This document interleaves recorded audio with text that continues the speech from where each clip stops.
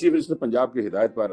جناب secretary irrigation اور minister irrigation موقع پر پہنچے اور انہوں نے فوری طور پر اس کو کہا کہ اس کو فوری ٹیک اپ کریں، اور تاکہ چونکہ جو بریچ ہمیں کرنے پڑ گئے ہیں، جو پانی ہم نے باہر نکالنا تھا بستیوں میں سے، اس کے جو ہم نے بریچ کیے ہیں، اس بریچ کو فوری طور پر بند کریں۔ تو انہوں نے فوری طور پر سیکرٹری اریگیشن اور منسٹر اریگیشن نے ملتان مشینری ڈویژن کو حکم دیا کہ آپ فوری طور پر وہاں جائیں اور وہاں جا کر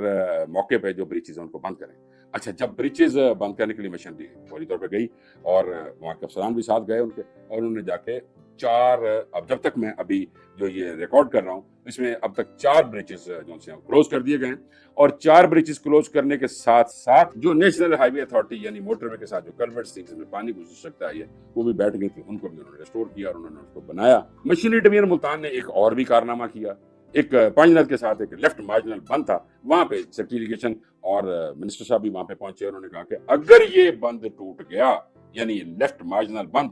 تو تباہی، لیاقت پور، خانپور اور رحیم یار خان کو تباہی سے کوئی نہیں بچا سکتا، بہت سارے انسانی جانوں کے نقصان کا خطرہ تھا، یعنی شہر کے شہر اڑ جاتے۔